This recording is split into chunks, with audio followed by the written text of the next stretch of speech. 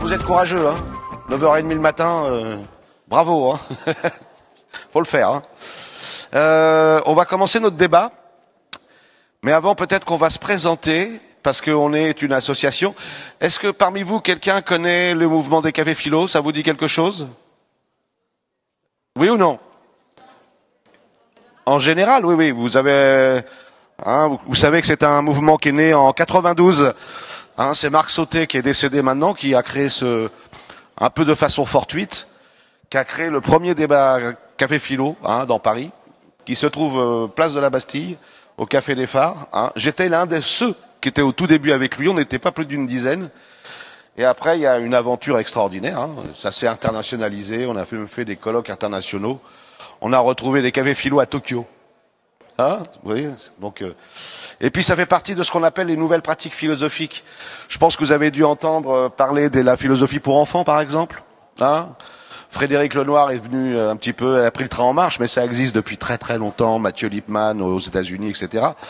Donc voilà, les nouvelles pratiques philosophiques ont pour but de sortir la philosophie de son cadre scolaire universitaire, un peu trop académique, pour la remettre dans l'agora. L'agora, c'est nous, hein, hein. C'était la place à Athènes. Oui, vous voulez dire quelque chose?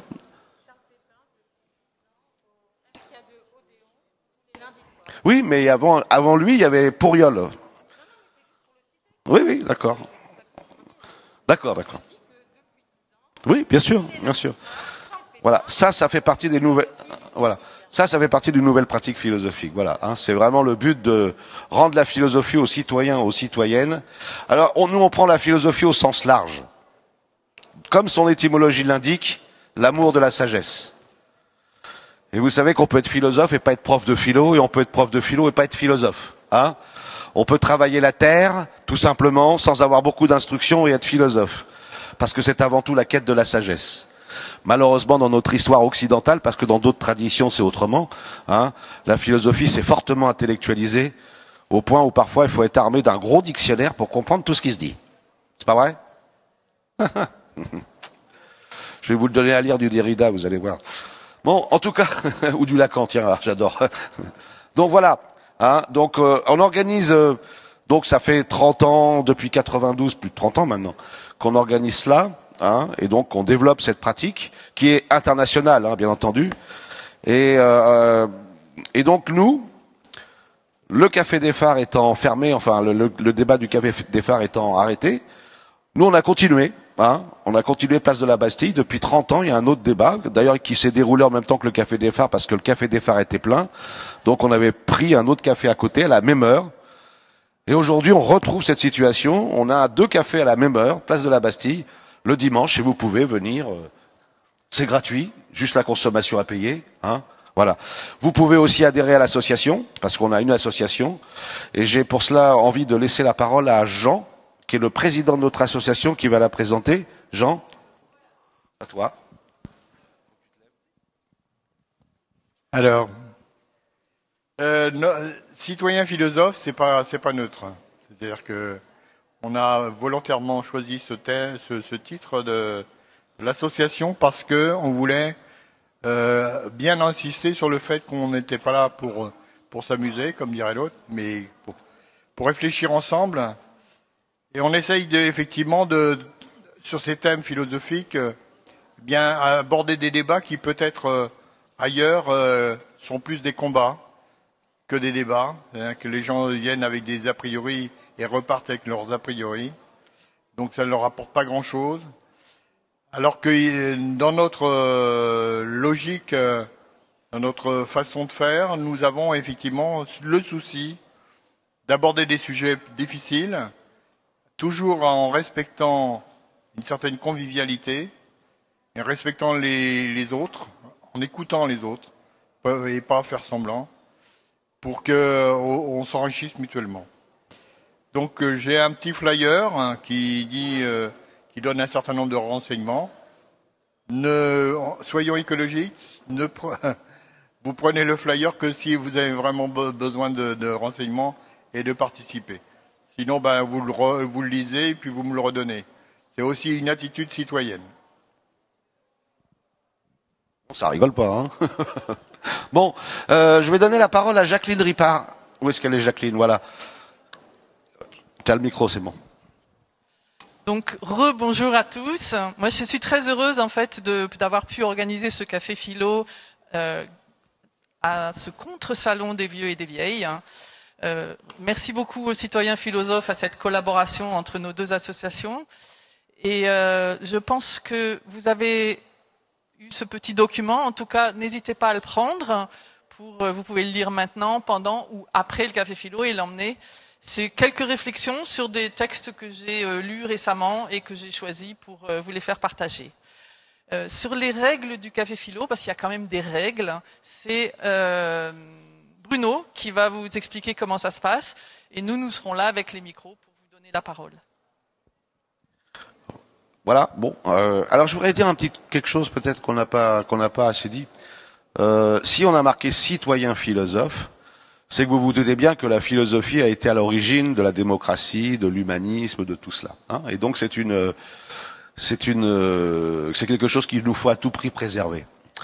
Ce qui est important aussi, c'est que la philosophie telle qu'on la pratique, ce qui est au centre, c'est l'art du dialogue. D'ailleurs, j'ai des élèves, et ces élèves, l'enseignement de la philosophie passe par la pratique du dialogue. Hein. Vous savez, on est dans une société, on est de plus en plus atomisé, chacun est renfermé sur lui. Avant, dans le métro, on se regardait, maintenant on se regarde même plus parce qu'on regarde son portable.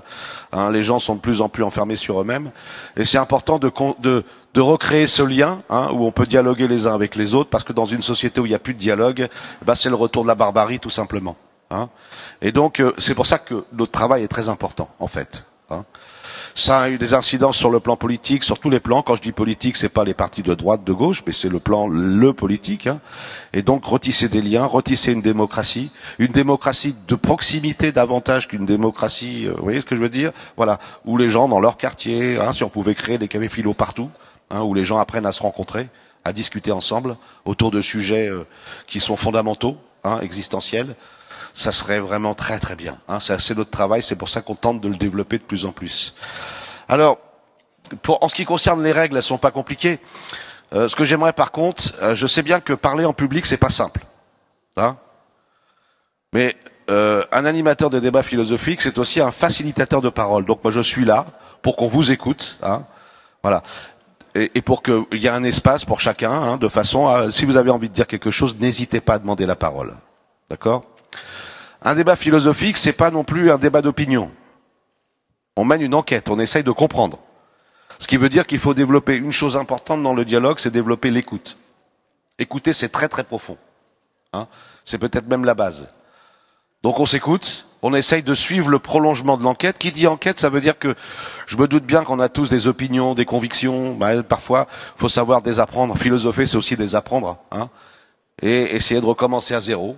Qu'est-ce que je fous là d'abord dans ce monde?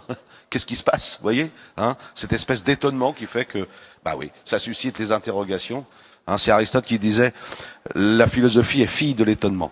Hein, voilà, redevenir un enfant en quelque sorte. Hein, voilà.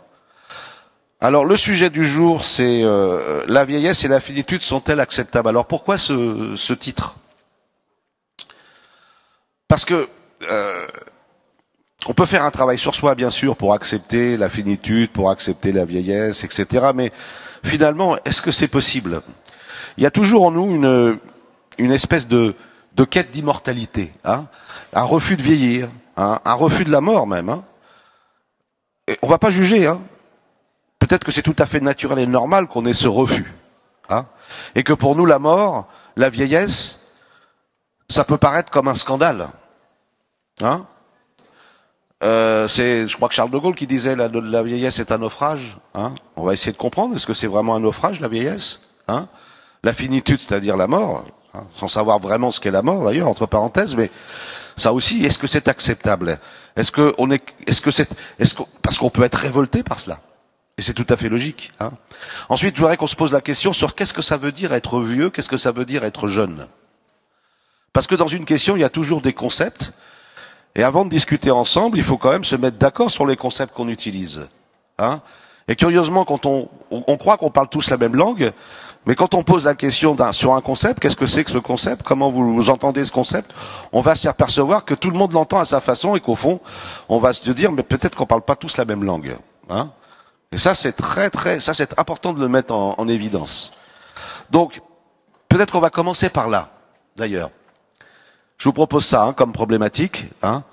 D'abord, on va essayer de comprendre ce que ça veut dire être vieux, qu'est-ce que la vieillesse et qu'est-ce que la jeunesse.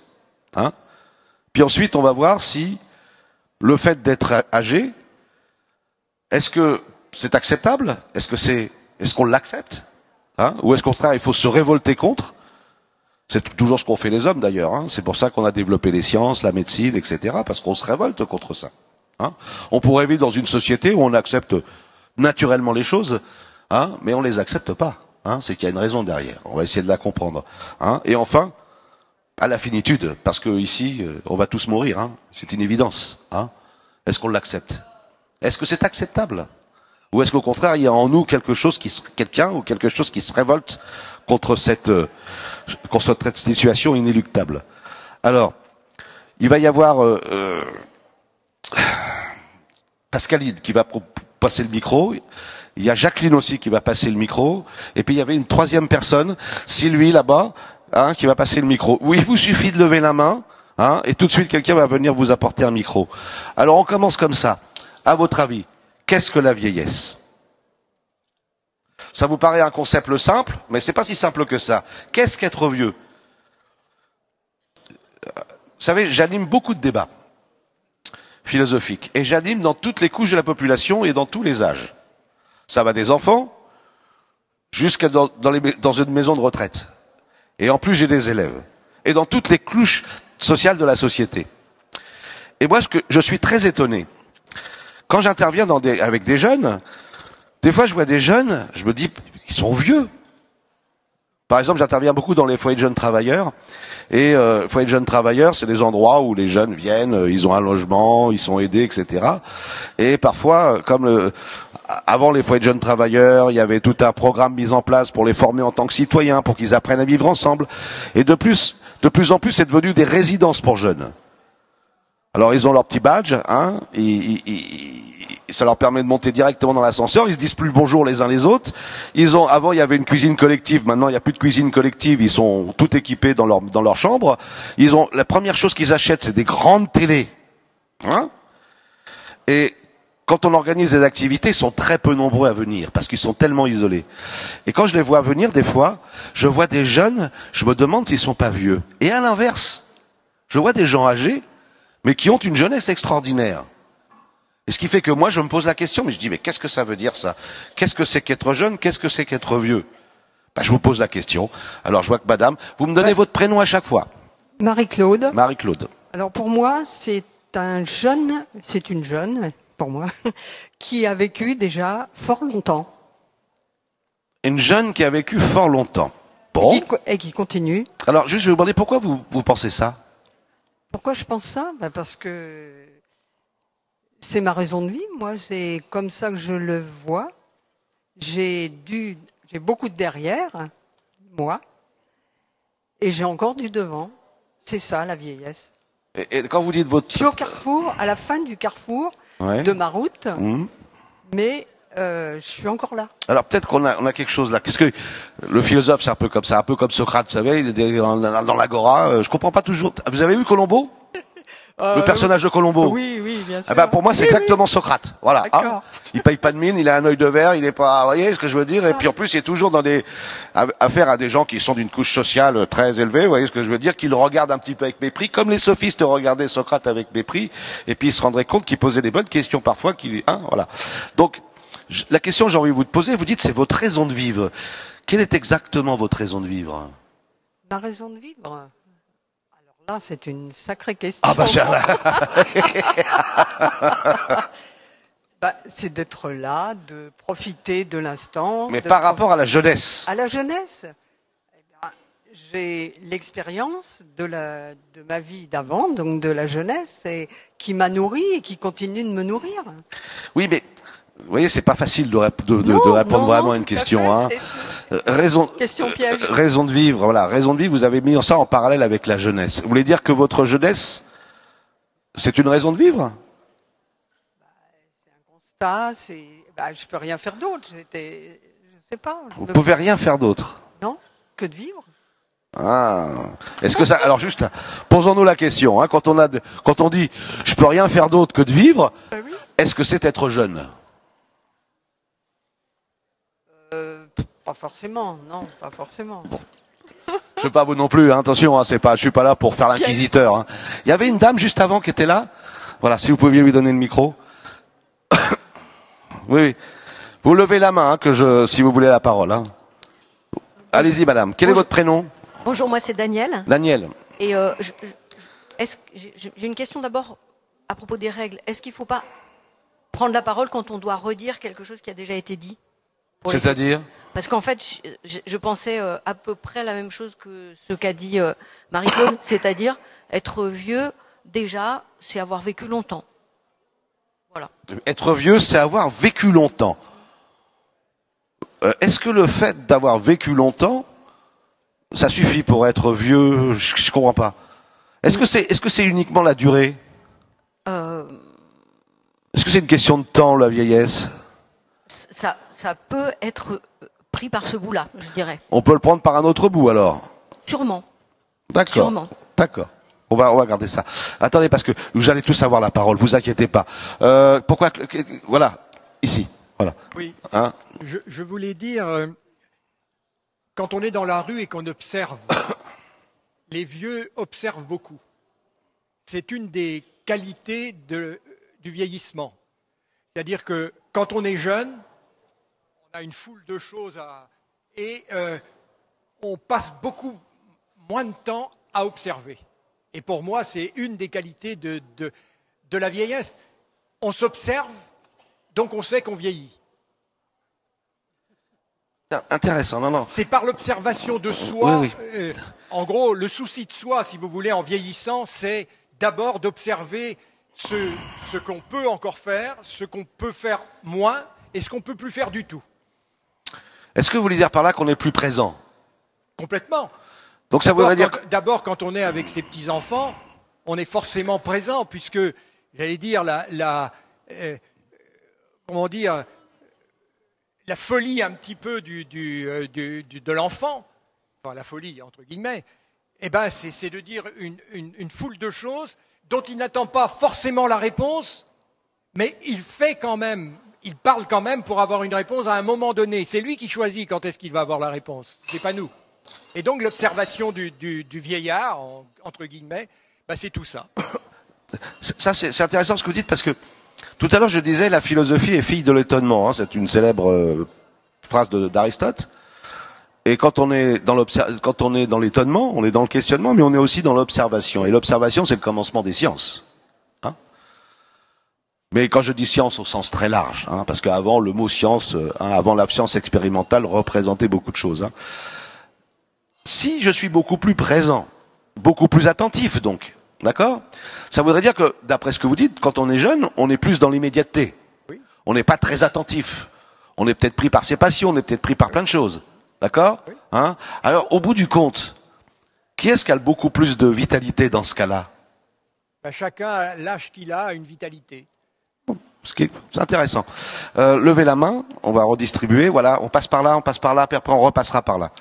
Voilà. Alors, Votre prénom. Anne. Anne. Alors moi, je fais une distinction entre vieux et âgé. J'avais une grande amie qui était une dame très cultivée et d'une société, disons, plus que moyenne, et qui me disait, non, moi je ne suis pas vieille, je suis âgée. Et elle faisait bien la distinction, parce que mon identité à moi, sur ma carte d'identité, elle me donne un certain âge, Mais mon cœur et mon esprit peuvent être, comme disaient certains, beaucoup plus jeunes, alertes, en questionnement, en étonnement. Alors, vous vous doutez bien que tous les concepts que vous avez utilisés, je suis très attentif. Parce que peut-être c'est des petites clés. Qu'est-ce que vous appelez le cœur? Le cœur, Oui. c'est ce qui me fait vivre. Hein. Non, parce Au qu'il y a, sens physiologique, il y a le cœur qui bat, c'est ça? au sens physiologique Oui. et au sens moral, éthique. Alors, hein. on va creuser ça, parce que ça m'intéresse. Le cœur au sens éthique, c'est quoi? Oh, creusons. Eh ben, c'est ce qui fait que je suis une femme et pas un animal, avec uniquement des instincts biologiques. Vous pensez que les animaux n'ont pas de cœur? Si, ils en ont, mais à un autre degré de conscience. À un autre degré de conscience. On va voir parce que, en plus, vous venez d'employer un nouveau concept, le concept de conscience. Entre parenthèses, ce que monsieur disait tout à l'heure, hein, quand on est plus âgé, on est plus attentif, on fait attention, chaque instant compte, hein, d'accord? Et quand on est attentif, hein, on a un souci de soi, pas au sens égocentrique, mais un souci de soi qui fait que on devient conscient. Et la première question qu'on va se poser, est-ce que la jeunesse se tient dans la conscience ou est-ce qu'elle se tient dans le biologique? Intéressant, hein? On va essayer d'avancer tout doucement dans notre enquête. Il y avait ce monsieur qui voulait la parole. Quel est votre prénom? Pierre. Pierre. Oui, moi je trouve que c'est un concept relatif, c'est-à-dire qu'à un instant T, une personne trouve les autres personnes vieilles si elles ont un âge T plus delta T. Alors le delta T dépend bien sûr de la sensibilité. Alors moi j'ai juste un exemple. Hein. Quand j'avais 18 ans, j'étais à un club de voile, je voyais des jolies filles, etc. Puis il y en avait qui avaient 22 ans. Et je m'étais dit, ben non, je vais quand même pas aller avec une vieille de 22 ans. Donc je mettais mon dévolu plutôt sur les jeunes filles de l'âge qui ont à peu près la même, quoi. Et alors après, personnellement, le T initial personnel, on le décale de plus en plus. C'est-à-dire qu'on pense qu'on est toujours jeune tant qu'on a 30, 40, 50. Puis à partir de 50, on commence à se dire, ben tiens, là, et à partir de 60, finalement, ça semble être un seuil à peu près objectif où on sait que là, on n'a plus de delta T d'avance et qu'on est dans la vieillesse. Et puis après, ça ne va pas en s'arrangeant en termes de vieillesse sociale, hein. Perception de la vieillesse par les gens. C'est un peu...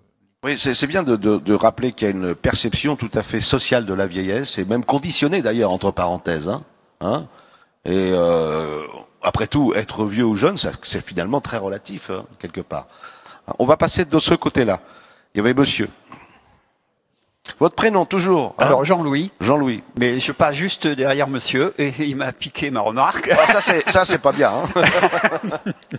Oui, je la formulerai de façon différente. Voilà. Mais à votre question, qu'est-ce qu'être vieux? Je dirais que lorsque j'étais très jeune, eh ben, les vieux, ils étaient pas très loin de moi en âge. Voilà. Et lorsque j'avais 15 ans, quelqu'un qui avait 20 ans, ou le professeur, c'était déjà quelqu'un de vieux. Et ne dit-on pas de ses parents, mais vieux. On disait ça quand on était jeune, mais vieux. Et maintenant, j'avoue que répondre à la question est un peu plus difficile. Qu'est-ce qu'être vieux quand on commence à prendre de l'âge? Et il y a un marqueur social que je trouve intéressant, c'est l'âge de la retraite, qui est une marque en fait. Hein. On part à la retraite, donc on n'est plus dans la vie active. Et à ce moment-là, on se dit, maintenant, je vais faire autre chose. Voilà. Et moi, moi, je fais autre chose, effectivement, mais j'ai connu des gens qui ne savent pas faire autre chose et qui vieillissent, pour le coup, très, très vite. Et ça, vous avez employé le mot marqueur social. Et on est marqué. Hein? On est marqué, et déjà on est marqué parce qu'on pense qu'on est plus actif. Sous-entendu, ceux qui sont actifs sont actifs. Mais est-ce qu'on sommes sûrs dans un monde hyper productif où il faut produire qu'ils sont véritablement actifs? Parce que être actif, vous comprenez? Et être, je dirais, hyperactif, Oui. Parfois l'hyperactivité conduit à ne plus être actif du tout, c'est-à-dire à faire n'importe quoi dans n'importe quel sens. Oui. Donc ça veut dire qu'être actif, normalement, c'est agir au plus juste possible. Vous comprenez? Oui, oui. Hein, et agir quand il faut agir au moment opportun. Donc quand vous dites, voyez, là on a un marqueur social qui finit par s'imprégner dans l'esprit des gens, et ils se disent, ça y est, je suis à la retraite, je deviens vieux. Vous comprenez? Oui, absolument. Mais ça, c'est-à-dire que là, on ne s'écoute plus soi-même.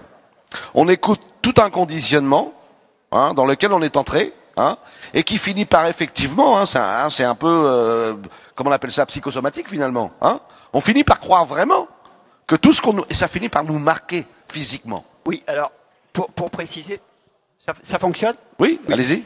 Pour préciser, je viens d'une entreprise Oui. sur laquelle il y a un film qui vient de sortir, qui s'appelle Par la fenêtre ou par la porte. Ah. L'entreprise s'appelait France Télécom.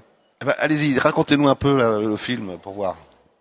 Donc on va y aller comme le ça. Le film, c'est l'histoire, en fait, c'est l'histoire du procès Ouais. de, j'ai oublié son prénom, Didier Lombard. Ah, celui qui disait que c'était une mode de suicider, c'est ça? Oui, Oui, absolument. très intéressant ça. Et donc j'ai vécu le début de cette période, c'était sans ce PDG-là, mais avec d'autres. Et effectivement, même sans être à la retraite, il y a des gens qui ont été mis de côté pour leur faire signe qu'ils n'étaient plus les bienvenus dans l'entreprise. Dingue. Voilà. C'est C'est dingue. très difficile et ces personnes-là ont vieilli très vite, sauf celles qui se sont suicidées. Oui, évidemment. Allez-y, madame, allez-y. Quel est votre prénom? Bénédicte. Bénédicte. Je trouve que la retraite, c'est aussi retraiter sa vie. C'est-à-dire la reconstruire autrement et sur d'autres bases, notamment, par exemple, le bénévolat et le monde associatif sur lequel j'ai fait un bouquin.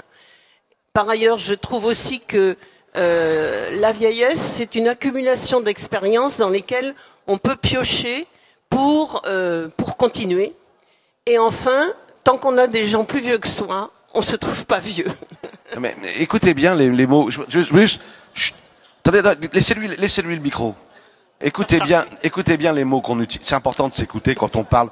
Écoutez les mots qu'on utilise parce qu'ils viennent pas pour rien. Quand vous dites pour continuer, est-ce que vous êtes consciente de ce que vous êtes en train de dire? C'est-à-dire, il faut continuer, quoi. Non, pas il faut. Ah, vous voyez ce que je veux dire? C'est pour ça que je vous demande de préciser. Hein? Non, pas il faut. Voilà.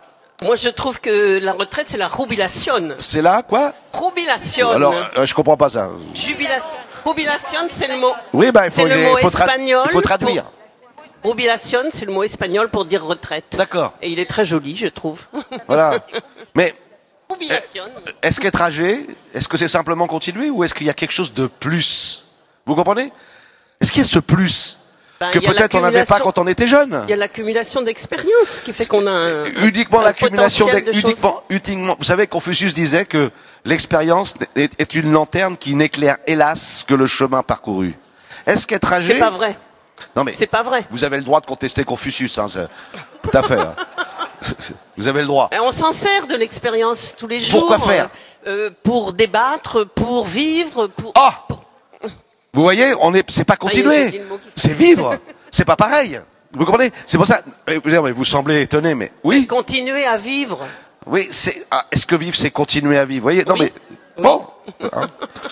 Moi, j'adore écouter les mots. Vous savez, c'est important d'écouter nos mots, ce qu'ils nous évoquent. Il y avait une dame. Oui, allez-y. D'abord le monsieur. Justement, je vais vous parler des mots. Moi, vous savez que quand on a notre premier petit enfant, il y a une réunion de famille pour savoir comment on va appeler les grands-mères et les grands-pères, puisque on les appelle plus comme ça maintenant. Tout de suite, la famille saute sur « moi, c'est papy et mamie ». Bien sûr.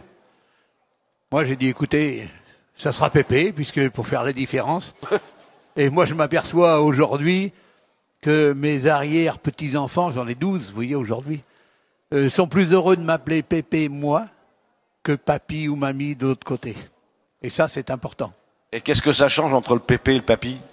Ah, il y a une différence. Expliquez-nous. Je vais vous dire, ma petite fille, une de mes arrière-petites-filles qui a 8 ans aujourd'hui, là, il y a 3 semaines environ, sa maîtresse parlait des vieux et des vieilles auxquels il fallait faire attention. Elle a dit, moi, mon pépé, il est pas vieux.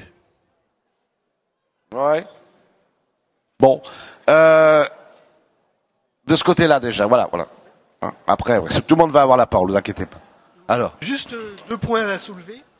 Pour moi, la vieillesse, c'est déjà un état d'esprit. Comme tu l'as dit, il y a des jeunes que tu fréquentes. Plus fort. Il y a des jeunes que tu fréquentes et qui te semblent vieux. Mais je pense qu'il y a des vieux qui sont toujours jeunes dans leur tête. Donc, à part la vieillesse physique, la dégradation, l'affaiblissement des facultés, être vieux, c'est peut-être aussi s'accepter comme étant vieux. Et c'est aussi un état d'esprit. Ça, c'est un point. L'autre point que je veux soulever, juste 2 secondes, il y a une notion d'être adulte et d'être responsable dans la notion de vieux. Voilà, c'est tout pour l'instant. Attends, non.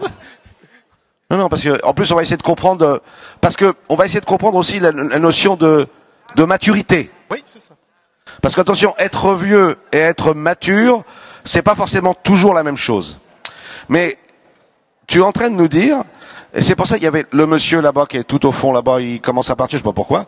Il avait évoqué l'idée que quand on est âgé, on est davantage ouvert, c'est-à-dire on est davantage attentif. Être attentif, ça veut dire que je suis davantage ouvert, parce que pour être attentif, il faut être capable, de ne pas être préoccupé par soi tout le temps, vous voyez, toujours en train de s'auto-contempler. Il faut être capable de dépasser un peu son ego, pour pouvoir être attentif au monde qui nous entoure, être attentif aux autres.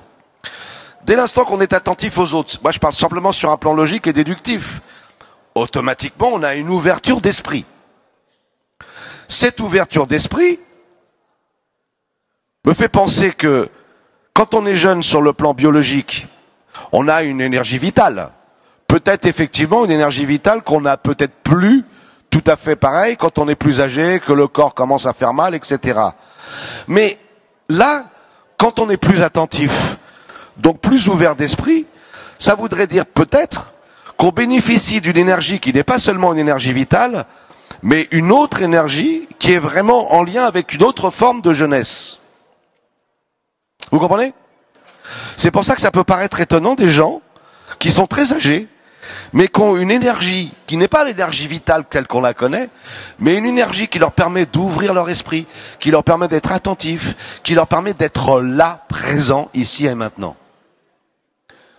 Et je trouve que c'est pas du tout la même énergie que lorsqu'on est jeune, qui finalement peut-être est une énergie très superficielle. Alors juste, rappelez-vous tout à l'heure, il y a une dame, je crois que c'est cette dame, qui a parlé de la conscience. Donc ça voudrait dire qu'il y a une énergie, une jeunesse qui est liée au corps, mais il y a une autre jeunesse que l'on peut acquérir, une sorte de, on peut même dire une sorte de renaissance finalement, qui est liée à la conscience. Et la conscience, c'est pour ça qu'il ne faut pas limiter la conscience uniquement à l'expérience. La conscience est quelque chose de très profond. Et peut-être qu'on a une chance, quand effectivement la maturité et la vieillesse vont ensemble, parce qu'il se peut très bien qu'on soit vieux et qu'on soit très infantile, comme il se peut très bien qu'on soit jeune et qu'on soit mature, mais quand la vieillesse et la maturité vont ensemble, alors à ce moment-là, on assiste à quelque chose de l'ordre de la conscience. C'est une hypothèse, vous voyez ce que je veux dire? Mais c'est là dans notre cheminement où on aboutit, et peut-être que là on commence à comprendre qu'être vieux ou être jeune, c'est uniquement quelque chose de l'ordre de l'apparence. Alors si on se donne la peine d'y réfléchir, c'est plus profond que ça. Alors là on va arrêter de chercher à savoir qu'est-ce que de jeune et de vieux, parce que n'oubliez pas qu'on doit analyser quand même la finitude et la vieillesse, l'acceptabilité de la vieillesse. Alors peut-être une dernière intervention, c'est cette dame qui veut intervenir. Voilà.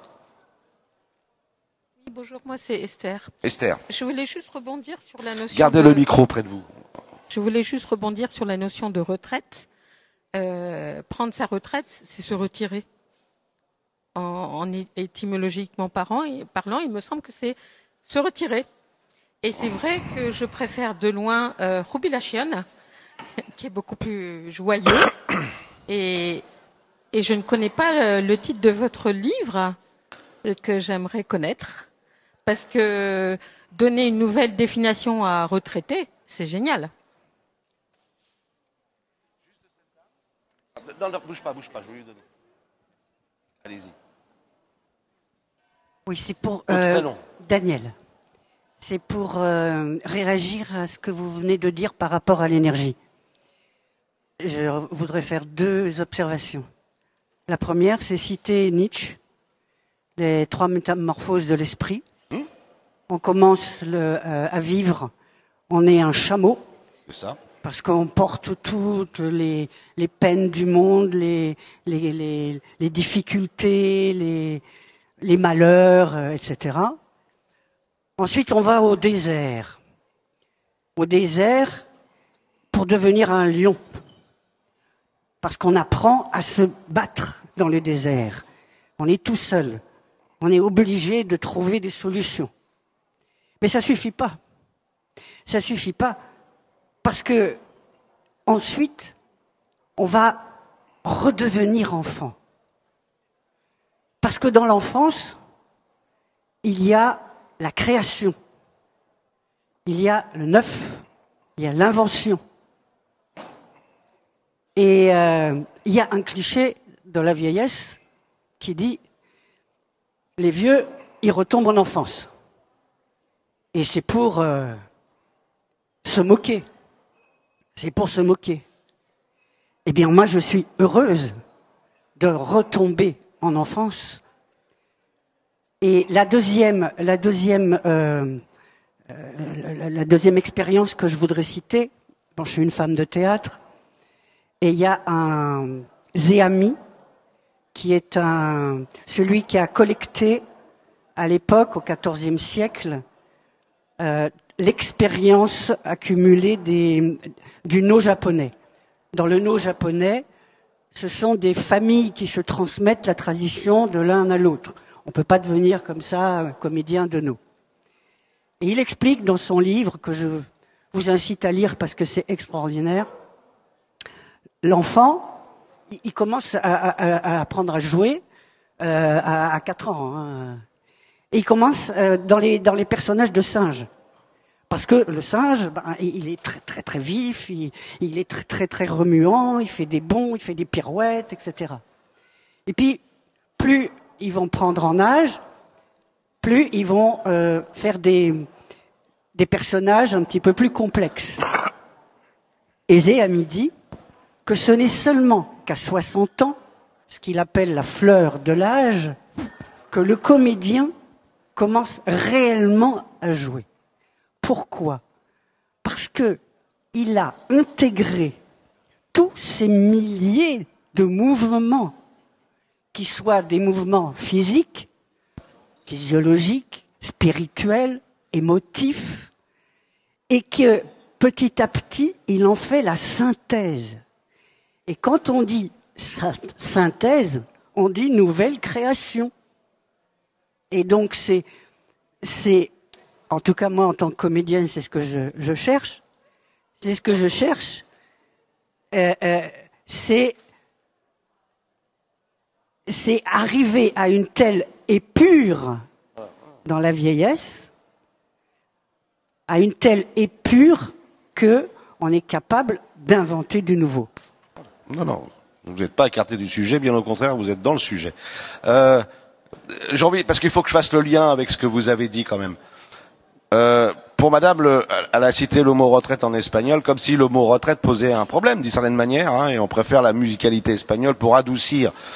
Mais le mot retraite, vous l'avez très très justement dit. Le mot retraite n'a pas d'âge, on fait des retraites. Et qu'est-ce qu'on fait quand on fait des retraites ? Oui, mais on se retire où ? On se retire à l'intérieur. Alors le mot intérieur, extérieur, peut-être qu'il correspond pas, mais on se retire en soi. J'aime bien dans la tradition philosophique zen, on dit le tigre revient dans sa forêt profonde. Et en soi, c'est là où on est, vraiment, enraciné. Et en soi, c'est là aussi où on retrouve l'énergie fondamentale. J'ai bien aimé l'idée de l'épuration pour retrouver cette énergie fondamentale. J'aurais presque envie de dire l'éternelle jeunesse. Hein ?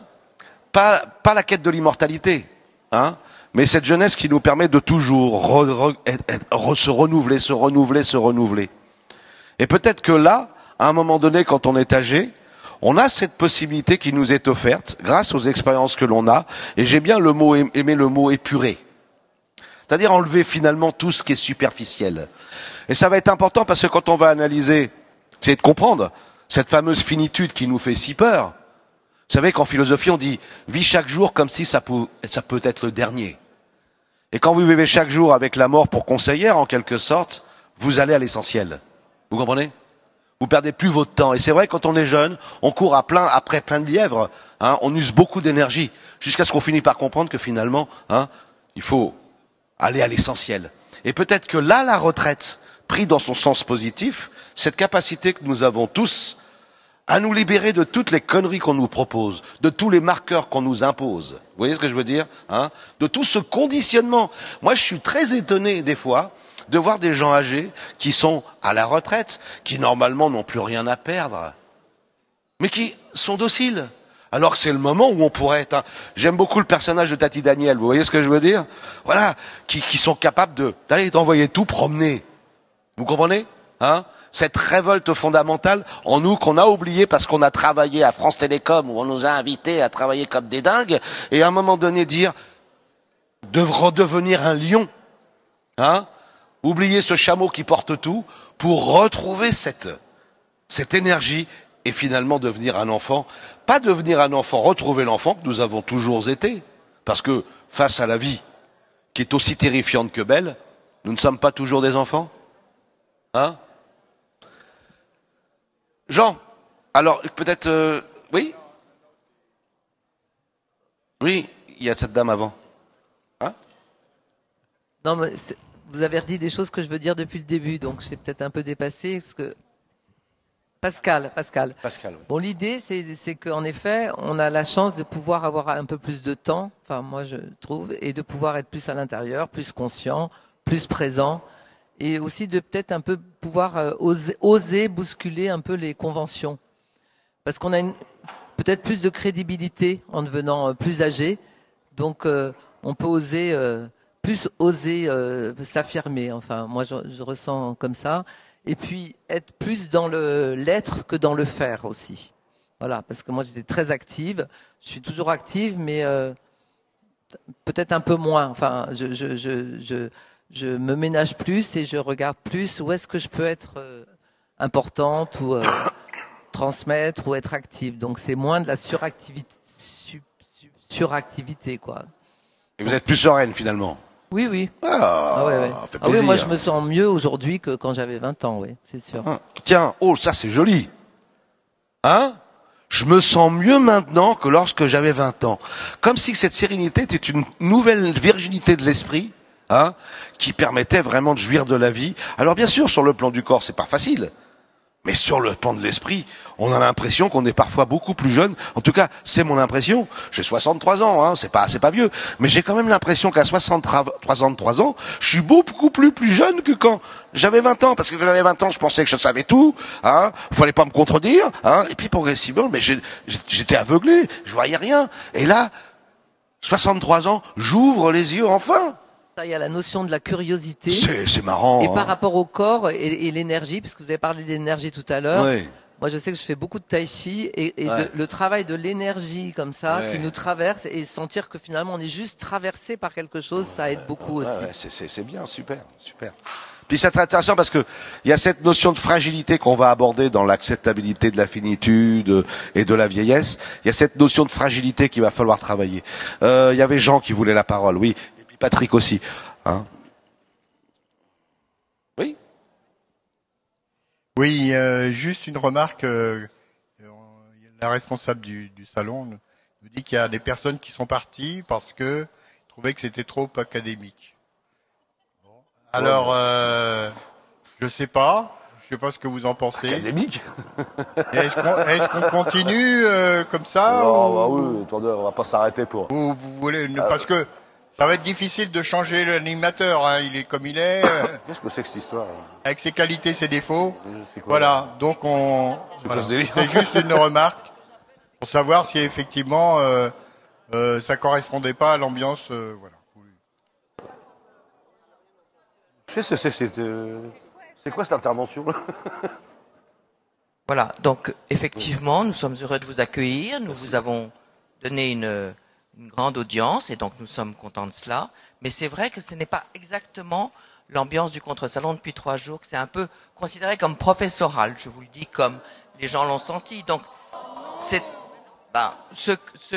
qui sont là, oui, vous êtes contents de ça, mais un certain nombre le disent. Donc, je pense qu'il en faut pour tout le monde, c'est ce que nous avons décidé dans ce contre-salon. Et donc, peut-être il faut aussi entendre cela. Attendez, juste, est-ce qu'on a utilisé des mots compliqués? C'est pas une question de compliqué, monsieur. D'accord, c'est une question de quoi? Je voudrais comprendre, oui. C'est une façon de se comporter. On n'est pas tout à fait dans ce sur cette façon de faire ici au contre-salon. Donc, je vois pas de quoi vous parlez exactement. C'est ça mon problème. Monsieur, on va pas entraîner une polémique. Je vous demande juste si, éventuellement, on peut considérer ça aussi et peut-être s'arrêter un peu plus tôt que prévu, par exemple vers 11 heures, de façon à ce que...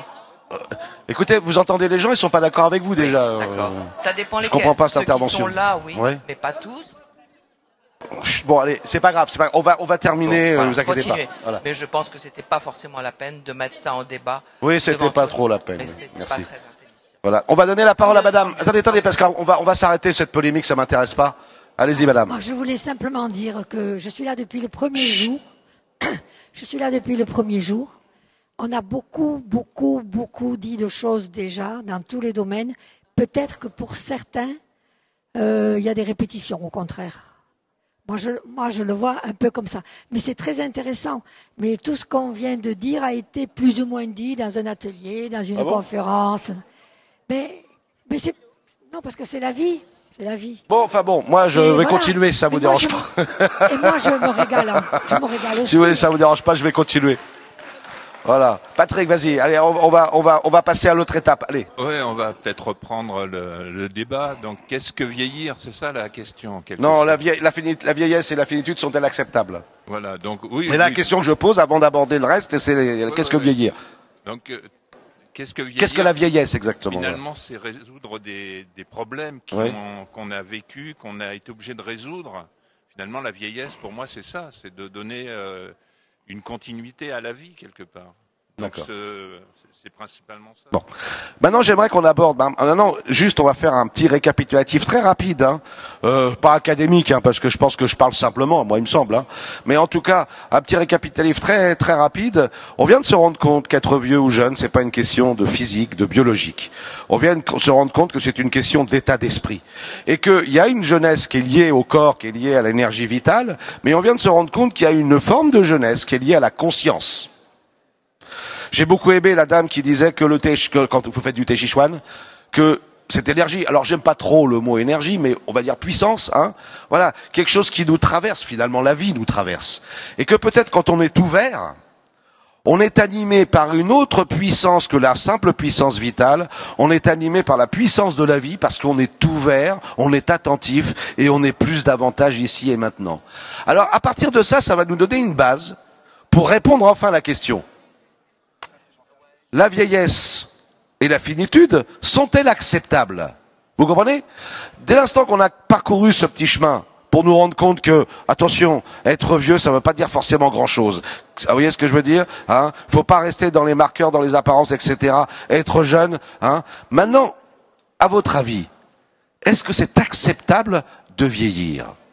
Est-ce que vous l'acceptez? Allez-y.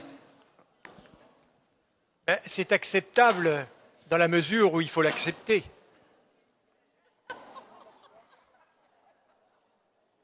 Donc on ne peut pas grand-chose.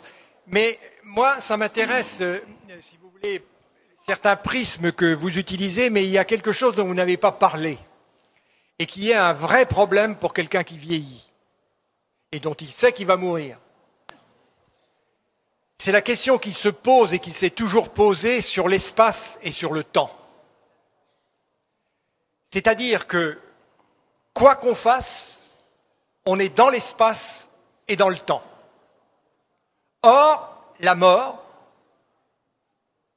d'après ce qu'on en sait, puisque personne n'en est revenu, à part le Christ, ça c'est autre chose. Et ça me rappelle quelque chose dont je voudrais faire bénéficier l'auditoire.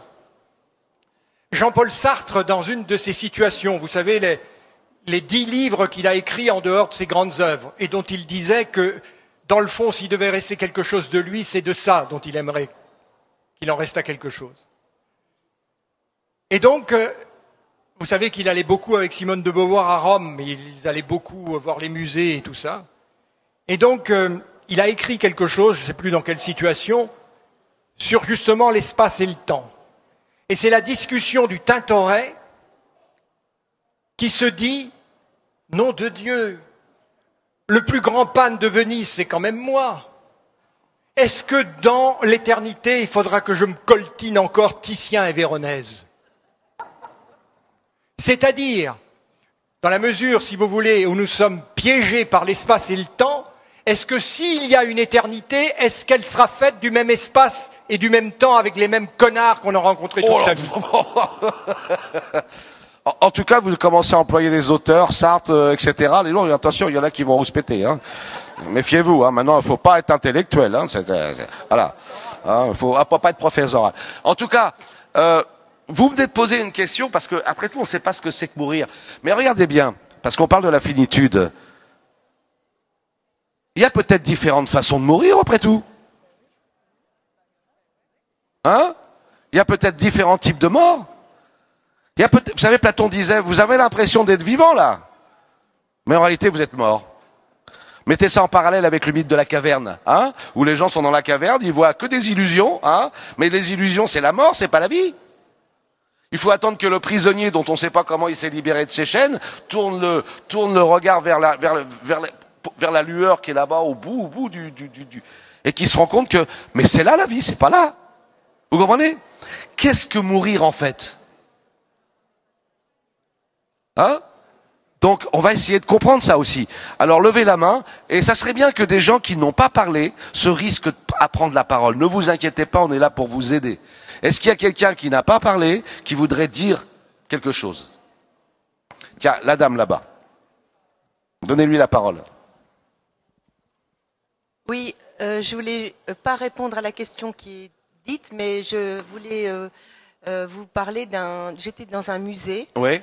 Et j'ai été frappée il y a quelques années, mais fortement frappée, par le visage, les yeux du peintre, qui étaient des billes, et sa dernière œuvre, c'était un trait. Et ce peintre, je ne sais plus, c'est Miro. Et donc, je me suis dit, voilà ce qui me touche et qui revient aujourd'hui, quand on parle de conscience, de vitalité dans les yeux et d'épuration. D'accord. Voilà. Oui. Mais c'est un peu à côté de la. Non, mais essayez d'y répondre quand même pour vous. Oui. Qu'est-ce que ça veut dire mourir finalement?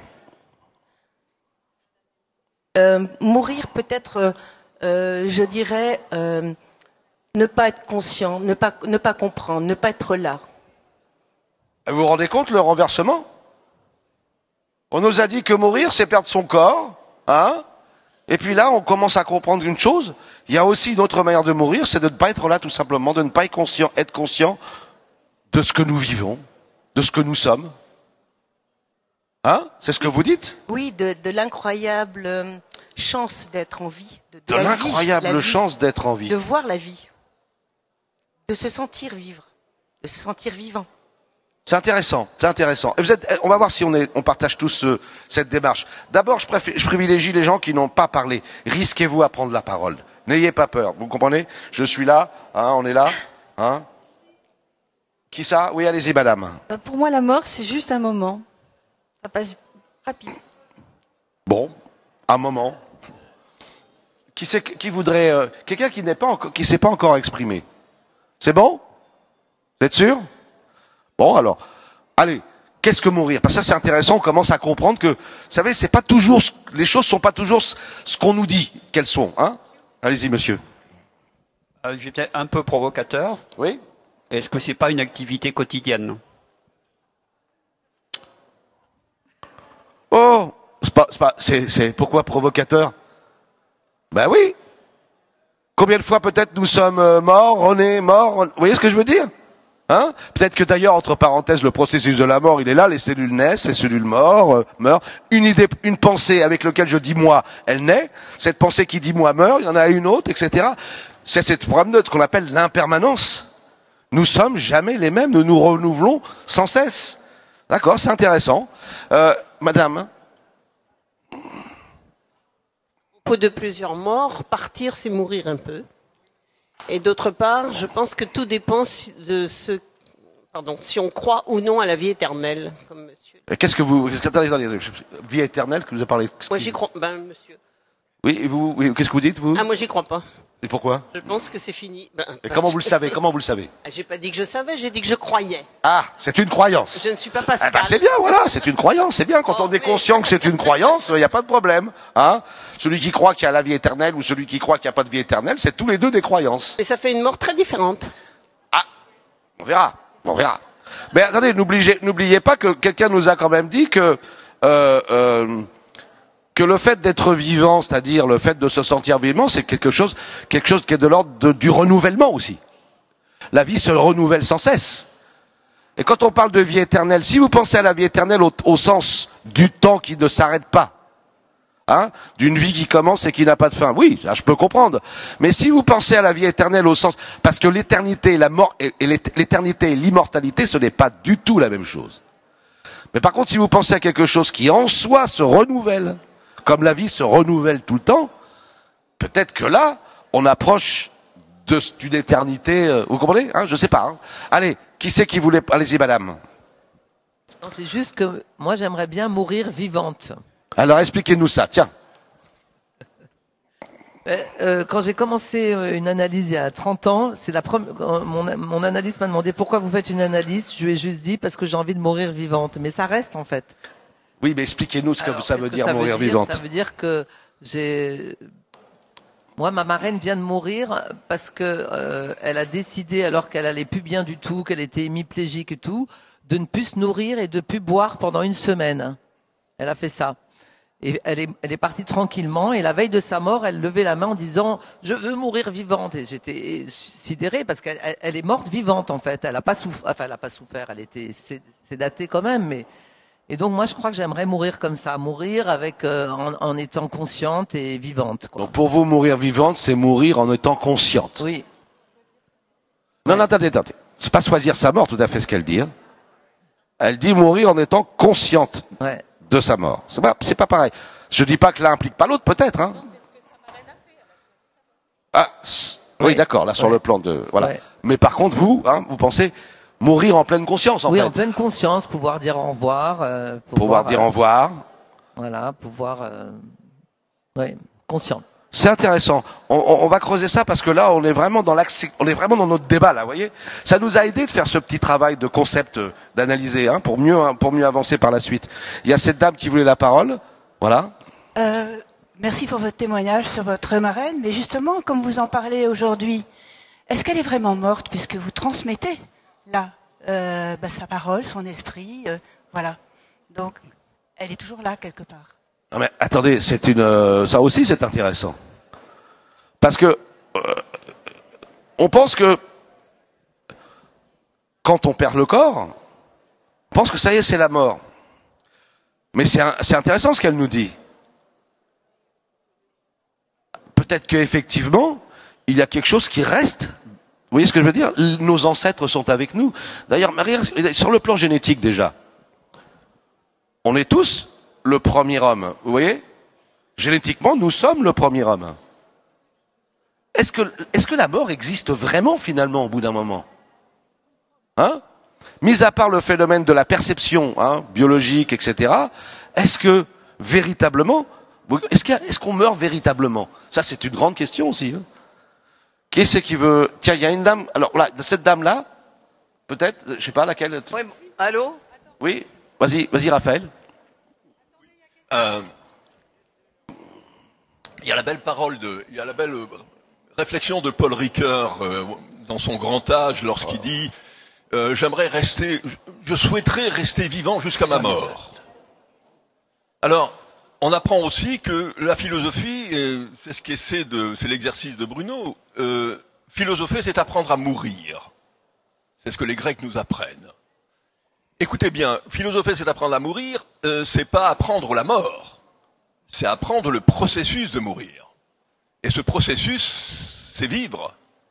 Et donc le problème, il est comment arriver à comprendre la mort. Notamment, c'est là où c'est posé. Et d'ailleurs, moi, je m'interroge sur ce contre. Vous êtes contre tout ça, vous êtes contre le vieux, le vieil, etc. Qu'est-ce que c'est que ce contre-là qui est dans le titre de ce salon? À réfléchir, hein, on peut philosopher là-dessus. Hein. Non, la question c'est comment, puisque ce n'est pas apprendre la mort, qu'est-ce que la mort? Alors moi j'ai une définition toute simple. La mort, c'est le point de rupture entre le fini et l'infini.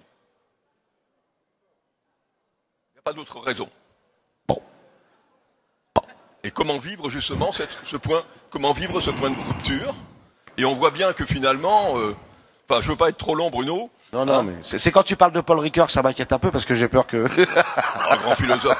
Oh, chers amis, jeunes seniors, vous avez intérêt à lire Paul Ricoeur parce qu'il va vous amener à réfléchir sur la vulnérabilité qui est liée à l'irréversibilité du temps.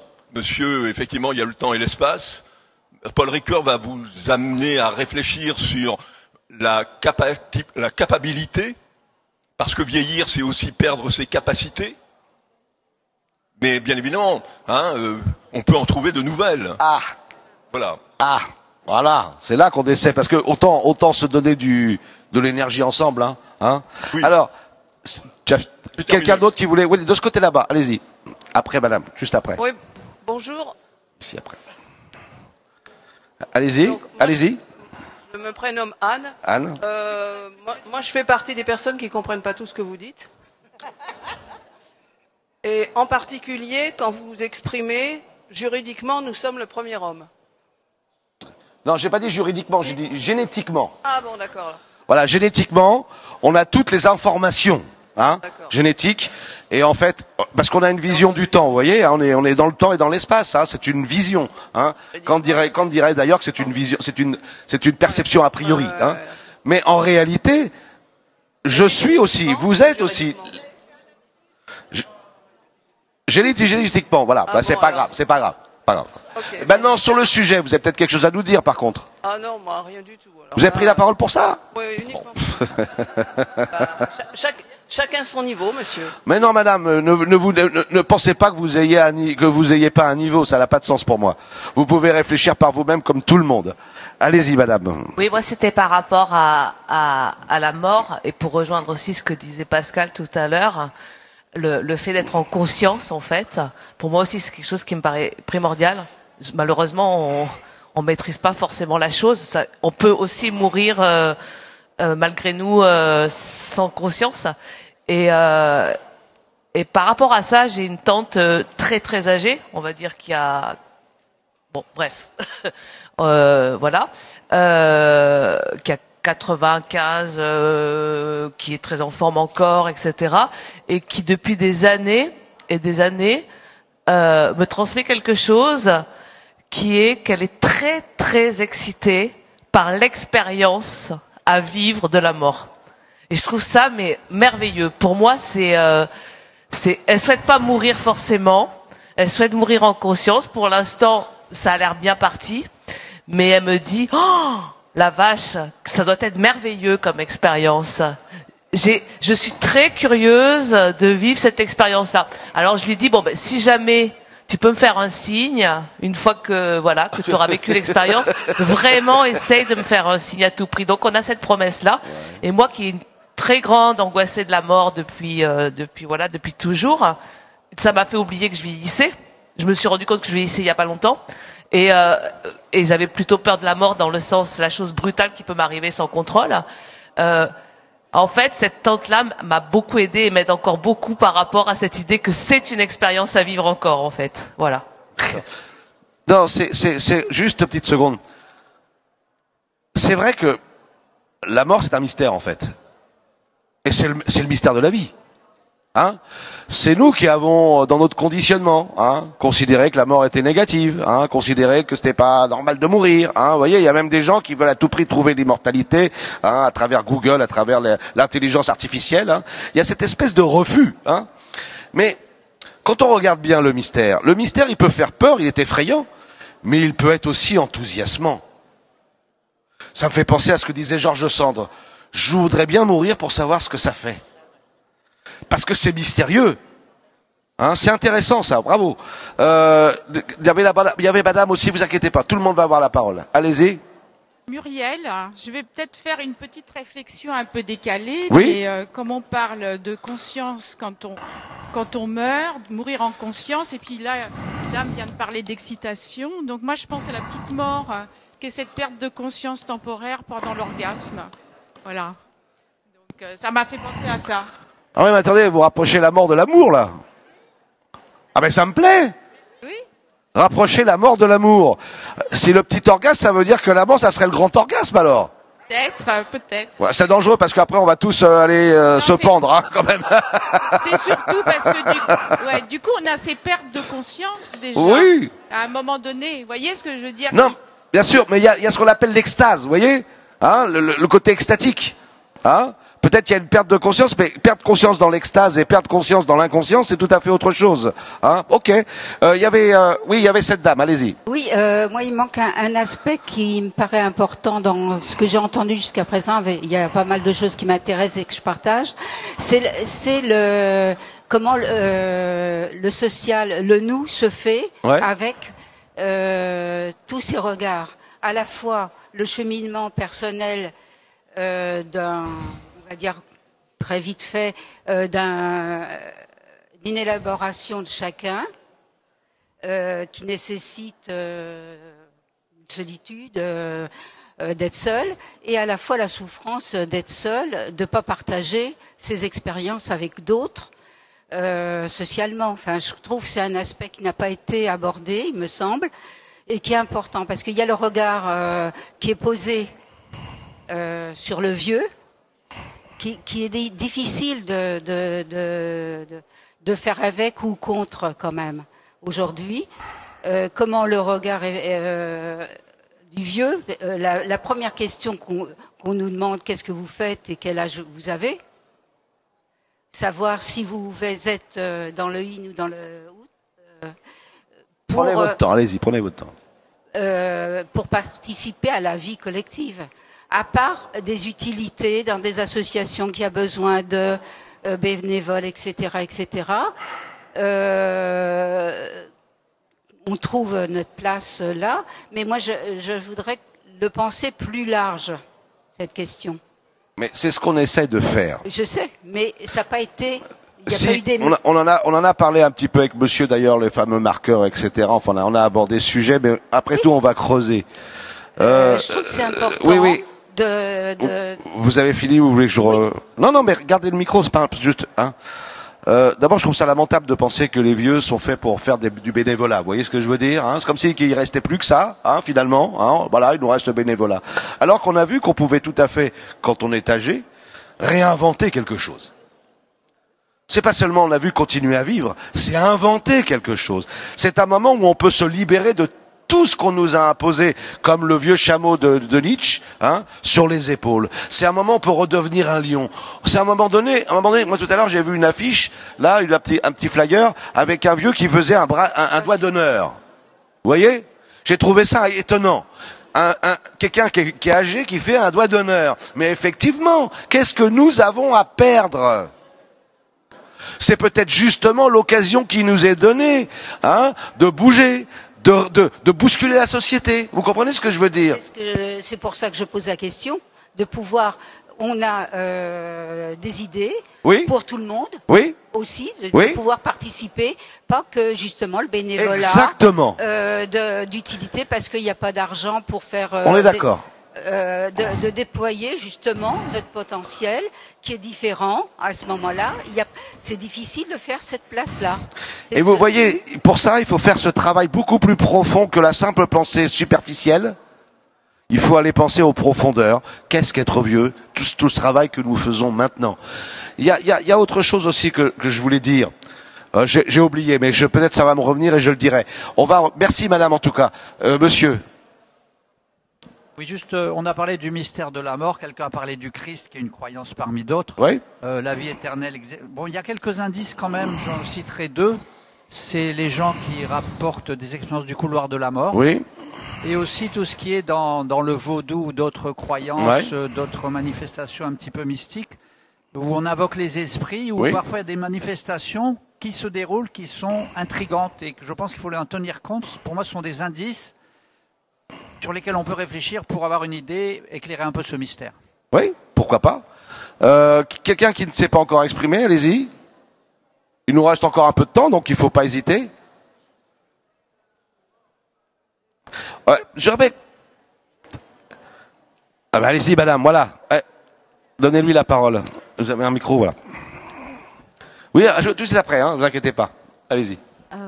Oui, je reviens à la question. Alors, je vais vous demander, par contre, tous parler un peu plus fort. J'ai l'impression qu'on s'entend pas trop.